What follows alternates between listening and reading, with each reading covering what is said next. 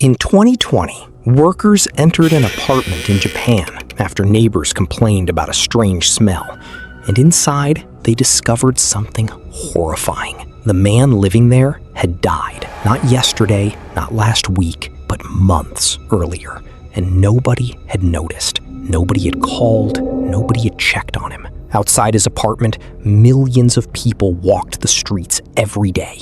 Trains were packed, restaurants were crowded, life moved on, and somehow a human being disappeared without anyone realizing he was gone. How does something like that happen? And here's the more disturbing question. Could modern city life be quietly pushing millions of people toward the exact same fate? Tonight, we're uncovering a dark psychological phenomenon hiding in plain sight: urban loneliness. The dream that turns into a trap. Most people move to cities chasing a dream. A better career, more freedom, more opportunities, more people. And at first, the city feels alive.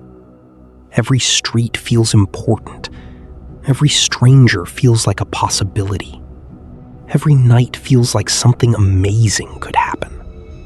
But then months pass, maybe years, and something strange begins to happen.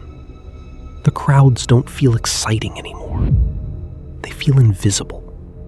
You wake up, go to work, come home, repeat. Days blur together. The city is full of people, yet somehow nobody knows you. And that's when a dangerous thought enters your mind. If I disappeared tomorrow, who would actually notice? The psychological paradox. Cities should be the least lonely places on Earth. There are people everywhere, yet psychologists have discovered something deeply strange. Humans don't need more people. They need meaningful people. And those are becoming harder to find. Your brain evolved in small tribes, groups where everybody mattered, where your absence would immediately be noticed. But modern cities overwhelm that system. Thousands of faces, thousands of interactions, thousands of strangers.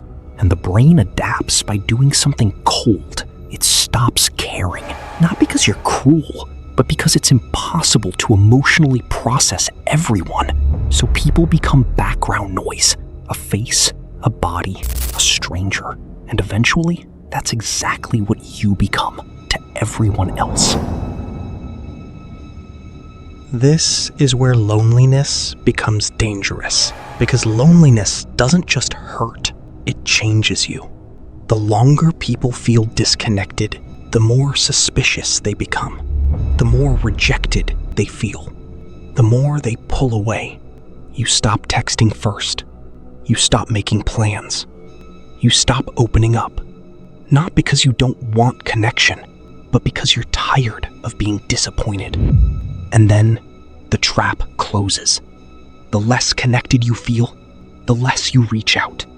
And the less you reach out, the lonelier you become. It's a psychological loop that millions of people are trapped inside right now.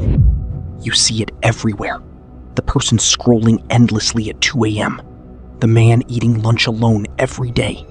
The woman surrounded by coworkers who still feels completely unseen.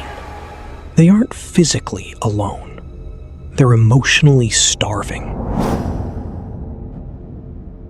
But the darkest part of urban loneliness isn't isolation, it's invisibility. Years ago, being alone was dangerous, and if you were separated from your tribe, you knew it immediately. But today, you can be disconnected for years without realizing what's happening. You still go to work, still pay bills, still post photos, still smile.